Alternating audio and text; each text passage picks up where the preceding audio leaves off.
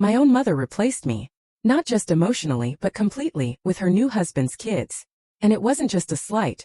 It was a slow, agonizing erasure that left me wondering if I was ever truly her son. Growing up, I was her world. Seriously, I was. My parents divorced when I was 8, and even though I lived primarily with my dad, those weekends with Mom, they were everything. We'd hike, tinker with projects around her house, and she'd always tell me how incredibly proud she was. Her eyes would light up. That's why what happened next, the betrayal, the slow fade, it still cuts deep. I tried so hard to be excited about it. More people to hang out with, right? But the moment James and his kids, Lucas, who was 12 and Lily 10, moved in, a cold shadow fell over everything. Suddenly James, this grown man, decided to quit his job. And Mom, who already worked herself to the bone, was forced to pile on even more overtime just to keep us afloat. It meant she was barely around, and when she was, every ounce of her energy, every shred of her attention, was solely focused on making them feel comfortable. I watched, a silent observer, as I became an unwanted guest in my own home. Family dinners, once a cherished time, became a showcase for Lucas's soccer victories and Lily's cheerleading triumphs. My achievements, making the honor roll, winning a writing contest they barely registered. A fleeting nod, maybe. Meanwhile, vacations were meticulously planned around their lives. I remember one summer, my heart was set on visiting my grandparents, a tradition I loved. But James unilaterally declared we had to go to the beach because Lucas had never seen the ocean. Guess whose plans got instantly, irrevocably cancelled? Mine. It was a pattern that screamed, "You are an afterthought." But it was in high school that things didn't just get bad. They became a gut-wrenching betrayal. Mom had promised me a college fund. She'd been saving for it since I was tiny, a safety net, a stepping stone. It wouldn't cover everything, but it was supposed to be a massive help. Then during my junior year, my dad sat me down, his face a mix of anger and sorrow. He told me the fund was gone. Used. Every penny. To pay for Lucas's private school tuition. Apparently Lucas struggled to adjust to public school. And James, with his silver tongue, had convinced my mom that his son needed a better environment. And get this, I didn't hear it from her. My dad had to break the news. When I finally confronted Mom, her words still echo in my head. Lucas needed it more. She promised we'd figure something out for my college. We never did. Dad ended up taking out loans for me while Mom, suddenly tight on money, barely contributed a dime. It felt like a punch to the gut, a clear message. Lucas's comfort was more important than my future. Then came my high school graduation. A day every parent cherishes. Mine wasn't there. Lily had a cheerleading competition and James, of course, convinced Mom that Lily's event was more important, because her whole team was depending on her. I sat in that auditorium, my eyes scanning the faces, desperate for hers, but she was nowhere. Not a call until the next day, and when she did, she acted like it was just not a big deal. My own mother dismissing one of the biggest moments of my young life. By the way, if this story is hitting home or making your jaw drop, make sure you hit that subscribe button. You won't want to miss what happens next, because believe me, it gets even wilder. College became my escape. I stopped visiting Mom's house. Every time I went, I felt like an alien, an intruder. James would sling these passive-aggressive comments about how busy I was, how I didn't have time for family dinners. Those dinners, God, they were always an exhaustive recital of Lucas and Lily's lives. Any attempt I made to talk about my experiences, my struggles in a tough class, was immediately derailed by James launching into a detailed account of Lucas's engineering ambitions. It was like I was invisible, erased. I tried to patch things up a few times. I'd suggest lunch, just Mom and me, but somehow James and the kids always ended up tagging along. And if I ever dared to say I felt excluded, Mom would tell me I was too sensitive or misinterpreting things. It was like banging my head against a wall. The resentment built slowly, a poisonous ivy creeping through my heart. But the real sting came from looking back, seeing the shattered pieces of promise after promise. She used to tell me I was her priority. Her actions screamed the opposite. James, that architect of division, always made sure I understood my place. One Christmas, I unwrapped a generic gift card, while Lucas and Lily flaunted elaborate, personalized presents. It was a tiny thing, but it stung. Confirmed everything I felt. Eventually, I stopped trying. Every interaction with Mom became a stark reminder of my lesser importance. She didn't notice how distant I'd become, or if she did, she didn't care enough to do anything about it. By the time I graduated college, our relationship was barely hanging on by a thread. The hardest part wasn't just losing the relationship. It was realizing she genuinely didn't see anything wrong. She believed she was being fair, even as James subtly, or not so subtly, solidified my place on the outside looking in. Then came Mom's 50th birthday party. A huge, extravagant affair. I found out through photos on social media. I wasn't there.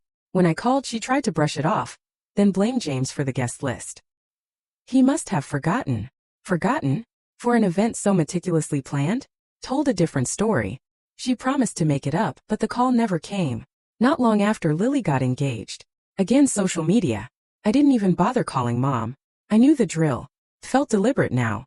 To add insult to injury, I was silently removed from the family group chat. I only noticed when a cousin mentioned a barbecue I knew nothing about. My dad, seeing my pain, encouraged me to confront it. One Saturday, I drove to Mom's house unannounced. James answered. His surprise quickly turned to annoyance. Not a good time, he mumbled as I heard laughter and voices from the backyard. Another gathering I hadn't been invited to. He didn't even invite me in. A few days later, through my cousin, I found out Mom had bought Lucas a brand new SUV for his birthday. The same woman who pleaded financial struggles during my college years, leaving me to take out loans. The shiny new car was a slap in the face. I started therapy. I needed to.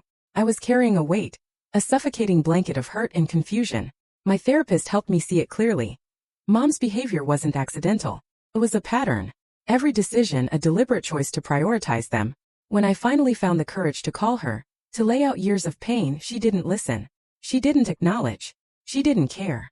She just turned it around, claiming I was jealous, I was blowing things out of proportion, I was too sensitive. It was like talking to a wall built of her own convenient delusions. My friends, bless them, confirmed what I felt. Her behavior was unacceptable. They urged me to set boundaries.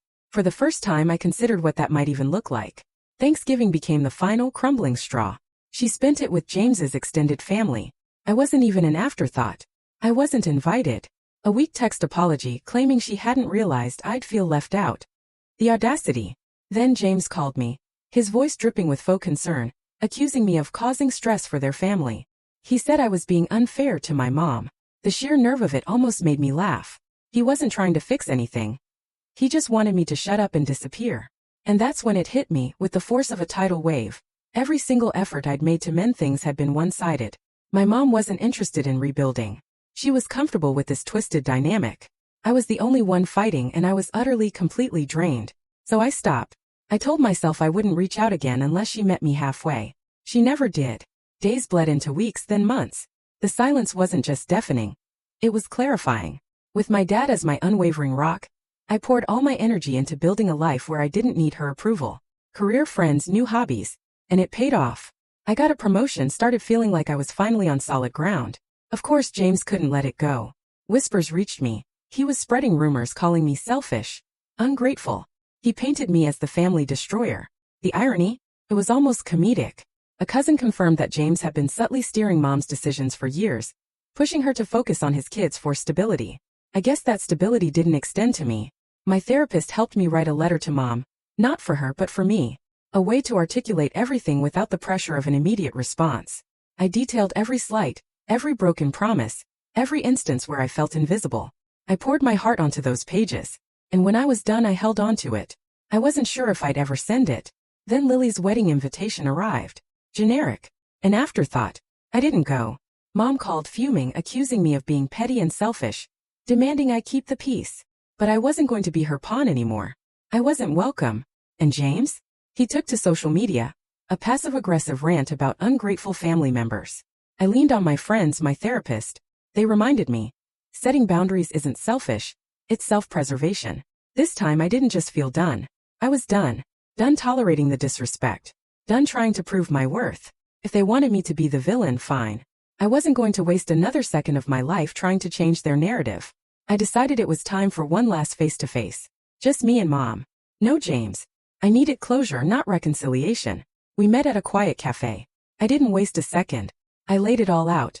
The exclusion, the broken promises, the blatant favoritism. Every incident, every cut. My missed graduation, the college fund for Lucas, the car for Lucas. I didn't hold back. She sat there, her expression shifting from uncomfortable to defensive. When I finished, she sighed, claiming she'd done her best. That it was about balancing two families. She even tried to blame James, saying he pushed her to prioritize his kids for stability. I calmly pointed out that her choices had destabilized my entire life, but she just brushed it off, saying I had my dad to fall back on. Then I hit her with it. How could you justify taking my college fund for Lucas's private school, and then years later buy him a brand new SUV? Her excuse? She thought I was better off with my dad handling my expenses, assuming I wouldn't miss the money because I was smart and hardworking and would figure things out. I just stared, aghast at how easily she dismissed the profound impact of her choices. Before I could even process that twisted logic, the bell above the cafe door jingled. James. He strode directly to our table, sat down, and without missing a beat, launched into his usual tirade. I was ungrateful, selfish, attacking my mother. It was the same worn-out script. And that was it. I stood up, grabbed my bag. I'm done, I said, my voice steady, surprisingly calm. I'm not doing this anymore. I walked out. Mom called after me, but I didn't look back. I wasn't giving them another moment of my time or energy. The messages started pouring in from extended family. Some offered support. Some even apologized for not stepping in sooner, admitting they'd seen how I was treated but didn't want to get involved. It was bittersweet validation. Then Mom sent me the ultimatum via text. Accept the family as it is or be cut off completely. I didn't respond. I blocked her number. And James's. And Lucas and Lily's. I was done with the drama. James, predictable as ever, ramped up his social media rants. I ignored it. Engaging would only feed his ego. My friends and therapists became my anchor. They constantly reminded me that setting boundaries, even painful ones, was a sign of growth, not selfishness. I sent that letter I'd written to my mom. Not for reconciliation. That ship had sailed and sunk. But for me. For closure. I mailed it and I didn't look back. That letter marked the end of my emotional investment. I wasn't waiting for an apology, or hoping for change. I was finally irrevocably moving forward. The universe seemed to agree.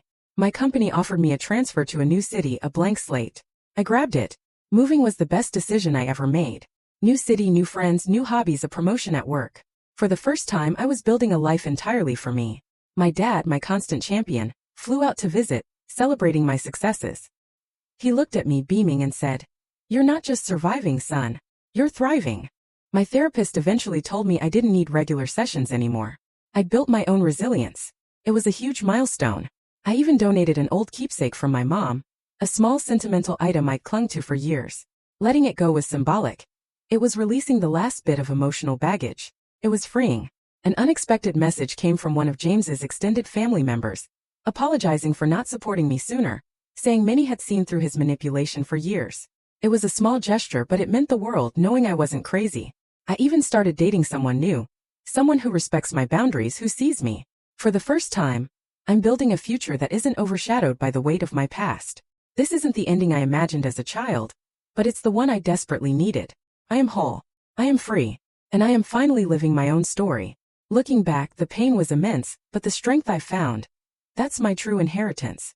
I shed the toxic ties, not out of malice but out of necessity, and in doing so I rediscovered myself.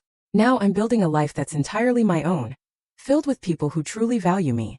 So I'm curious, if you've ever had to make a tough choice like this, to walk away from a relationship that was hurting you, how did you find the courage? What was your turning point? Let me know in the comments below. I'm really keen to hear your stories.